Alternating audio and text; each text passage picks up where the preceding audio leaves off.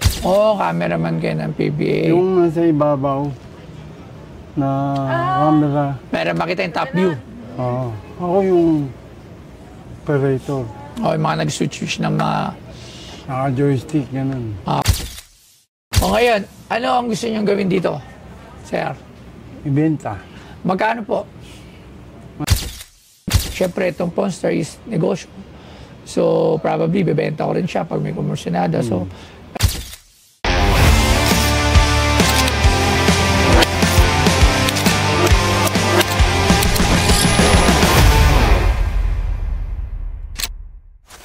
Nasa bahay yan, pero bukas pa. never say die. Hinebra ako. Alright, sir. Magandang... Di ba ano ka ng Hinebra? Yes, ako po ay isang endorser ng Hinebra. Yes. Hinebra. Ano pa pangalan nila? Manuel Sarmiento. Manuel Sarmiento. Big Boy Cheng. Big Boy Jane. Si Sir Biggs. Ano po yung dala nyo, sir? Suot nyo po muna. Obviously, isa siyang ring. Kanina po yan. Akin po. Palagay po natin to, sir. Nahirapan po kayong ano? Ba't po kayo ika-ika? Ngayon na-stroke po. Stroke. Okay, so dalhin niyo po dito sa akin yan. Okay. Ano to? Saan niyo nakuha to? Cameraman kasi ako ng PBA.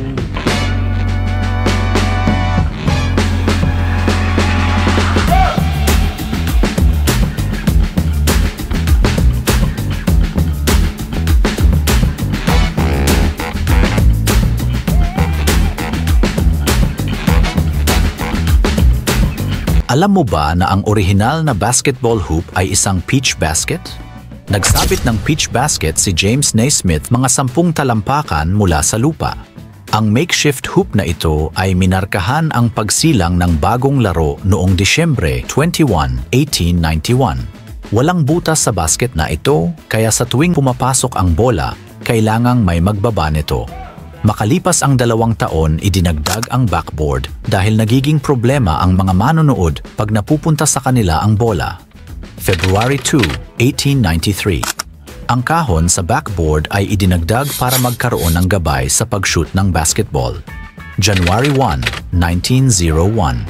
Makalipas ang 10 taon, ginawang metal ang rim ng basketball para masuportahan ang move na dunk, para hindi ito madaling masira at malaglag ang backboard. January 1, 1912, ang huling pyesa na nabago ay ang net. Pinalitan ang mga bakal na net ng nylon. Dahil dito naging mas mabilis ang pace ng laro dahil mas mabilis mahulog ang bola sa nylon net.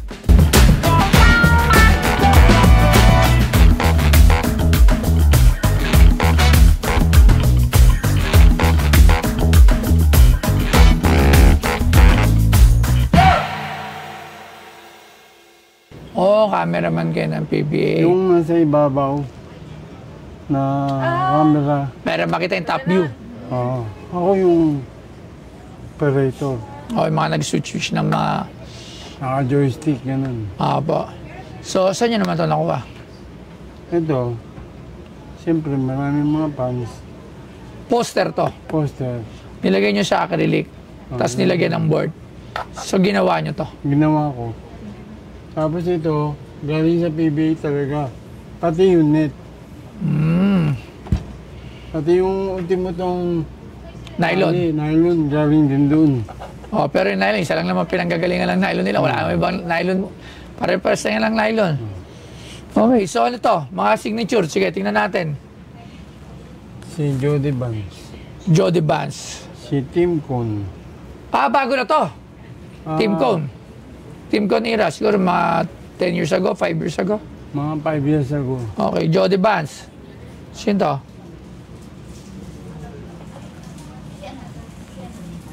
Yung iba, hindi ko maalala kung sino.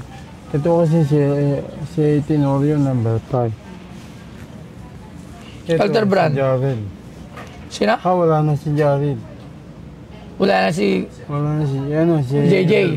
Tsaka si Kagiwa, wala na. Kagiwa, nandito pa. Sila? Kagiwa. Kagiwa, nandyan pa. Nasaan po yung signature? Ito yata yun. Ito, Kagiwa. Si ano yata, Thompson. Thompson. Number 6. Ah. Okay. Si Aguilar. Japet. Ito yung isang Aguilar. Si Freddy. Si kumanda na anak. Sino Aguilar? Si ano? Hindi, iba Si nga eh. Raymond. Yung Raymond maitim. Aguilar. Yung maitim. Okay. Si, Ito Jared Dallen. andyan din si Alan kay Dick. Wala. Wala. O ngayon, ano ang gusto niyong gawin dito, sir? Ibenta. Magkano po? Alam niyo ba na ang Cellboy ay isa sa pinaka-top distributor ng cellphone sa buong Pilipinas? At alam niyo ba na since 2009, meron na silang 50 branches nationwide. Kaya makakasigurado ka dito na legit at quality ang kanilang mga produkto. Katulad dito, bagong-bagong labas ng Oppo A60. Tingnan nyo, hindi nyo to basta-basta masisira. O diba, tingnan nyo, ang tibay. Kaya kung bibili kayo ng gadgets, wala kayong ibang pupuntahan kundi dito lang sa Cellboy. Si Toy Tumamen, geng. 100,000. Oh, taas. Andito po si ano? Brownlee, Brownie. 32. Number 12, si Capasio. Caperal. Ay, hindi, sino? Caperal. Peral. Hindi mo nakilala yung mga bago. Capasio, ano yun eh? Pure food yun. Hinahalo mo lahat ng mga team. Sol Mercado, number 3. Oh, Sol Mercado. Masyadong mataas para 100,000. Kasi, Eto bali dinikit niya lang. Or, pirma to eh. Lahat to pinapirma niya sa posters, ang team ng Hinebra. Tapos ginawa niya, acrylic pinrim niya. Hindi to pwedeng paglaruan kasi manipis na yung acrylic. Ito ay pang display lang talaga. Display lang. Display for. Ba't mo to ginawa? Sir. Wala lang, gusto ko lang na magkaroon kasi die hard na eh. Dahil Hinebra Die talaga. hard na.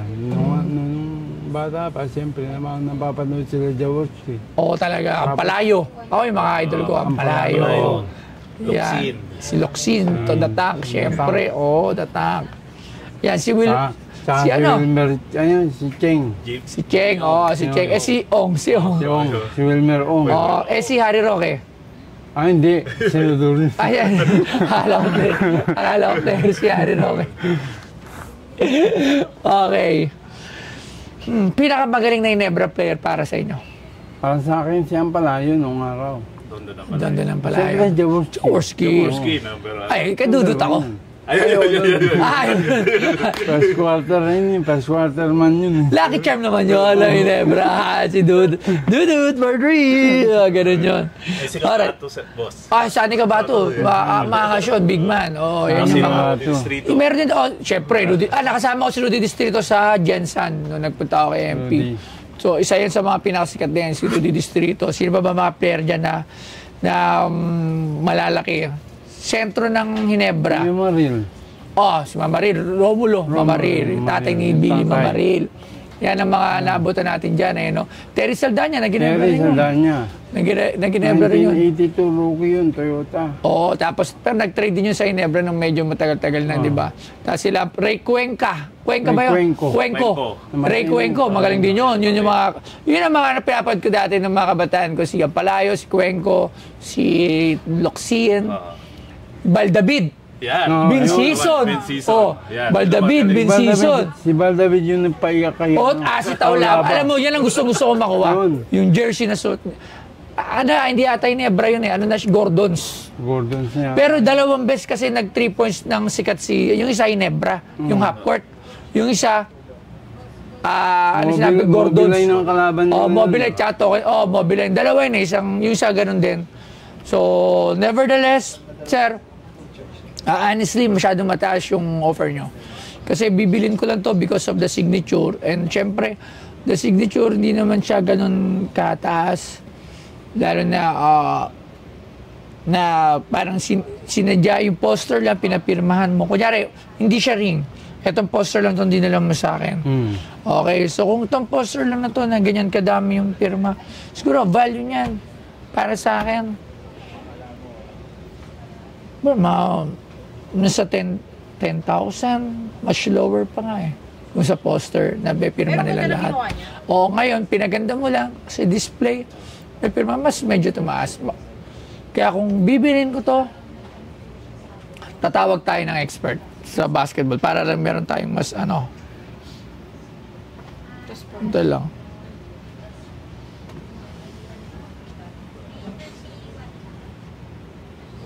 $31.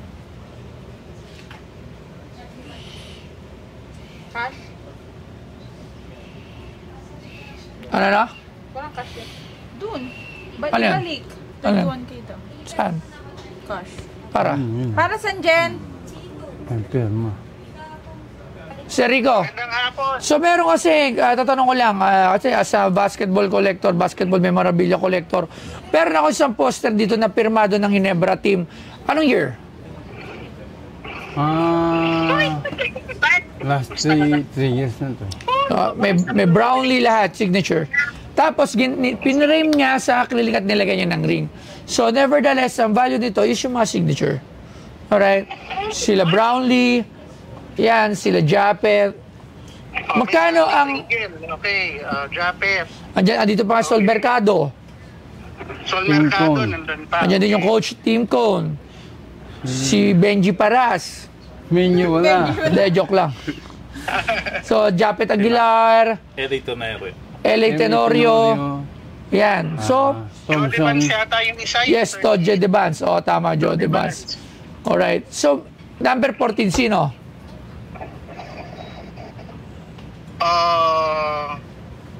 Nako, di ko maalala. Valentino Rossi.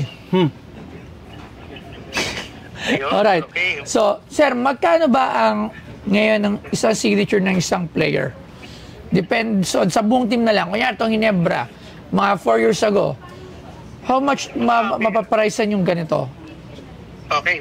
Ano kasi, Boss Toyo, pag ganyan mga Ginebra memorabilia, sa aming mga PBA collectors po, usually it will fetch a good value.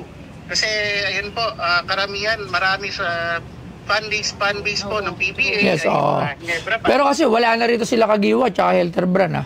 Ang star na lang dito, nakita ko na importante rito si Brownlee.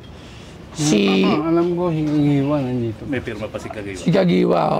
Hindi lang natin alam kung saan medyo dito. kahit na po Ito. nung career malamang po ni Oh, Mike ito. Kagiwa yun. Oo. Pero isa rin po dito, may pirma si Japet Aguilar dun sa Meron. bahay. Meron din, oo. Ayan, Pero kasi, okay. madali kasi magpapirma eh. Yun ang lagi ko tinitignan eh, di ba? So sa previous player na wala na siguro dito, Sison.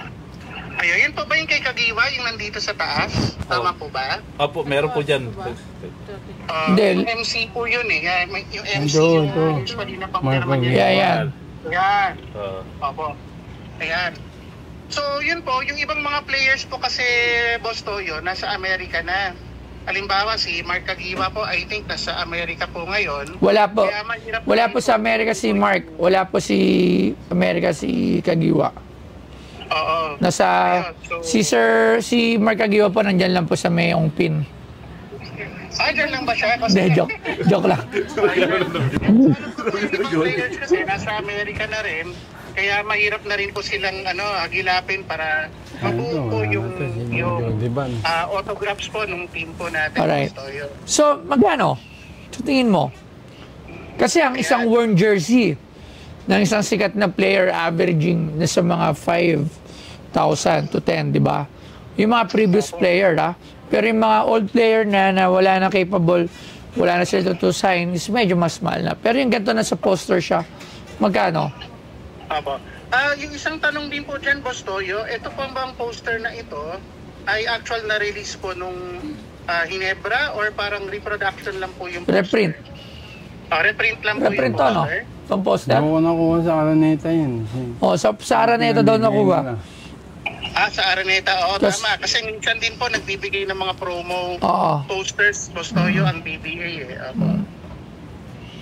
Okay, ako po, Boss Toyo, as a collector po, kung ako po yung mag-a-assess po niyan, given po na halos kompleto naman po yung roster ng Ginebra po na pumirma dito, ang assessment ko dito, boss, mga 20 to 30K po.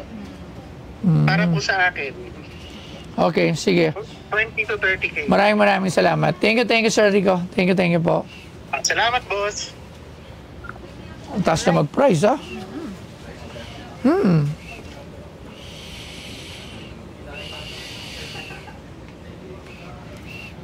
Ang ganda eh. Ang ganda yung Tingnan mo display. pa yung likod. Tingnan mo yung likod. Ah! Tapos hindi niya pa natanggal yung presyo, 400 pesos. Alright, hindi ginawa niya talaga pa-display sa kanila eh. 15,000 pesos. Hindi na lang. Tawad. Tawad. Ikaw, kung magkano yung ano mo? Pwede kayo mag-offer. Oo, mag-offer. Kasi kaya narinig mo, yung ano nga ni, nasa 30. Ano to, sir? Dito wala pong person pwede kayo mag-offer. Pagka malay mo, pwede pa akong tumaas, pwedeng naka-fix na ako. So, kayo po, magsabi po kayo. Kung fix po kayo sa 100,000, wala naman pong problema. Pero hindi ko po siya mabibili. So, nirerespeto ko po yung presyo nyo kasi kayo po, bawat tao sa may-ari, hindi po natin yan para pilitin kung magkano yung halaga na gusto niya. So, ano yung pwede nyong itawad dito? Magkano? Talagang 100,000. Talagang 100,000 talaga siya. Ayun, maraming salamat, sir. Hindi talaga maarok. Salamat. Siguro, last ko dyan sa 20,000 din lang. Ay, ganun. Okay, sir. So, ang ganda pa display din eh, no? Kaso, sir, ano siya eh, it's for self-satisfaction na lang yung price. Kumbaga, kayo asa David pa ng Ginebra, tapos nakita nyo sa kwarto to, maganda siyang tignan kung talagang fan. Pero kasi, hindi rin natin alam nga, kasi syempre itong Pawn Star is negosyo. So, probably, bebenta ko rin siya pag may komorsyonada. So, kaya din daw kung may bibili ng 100,000, at syempre, tutumbuhan ko pa yon, hindi natin alam. So, lagi ko sinasabi na yung price ko is for me na, kumbaga, safe lang. Pwedeng matulog, pwedeng hindi mabili. At least, yun lang yung kaya ko na matalo. So, pero nevertheless, it's a good piece. Napakagandang i-display sa bahay nyo, lalo na kung mahilig sa basketball. Maganda, pang lalaki, pang mga man cave, di ba? So, maraming salamat, sir. Thank you very much po. Salamat po. Thank you po, sir. Sayang, hindi nabili.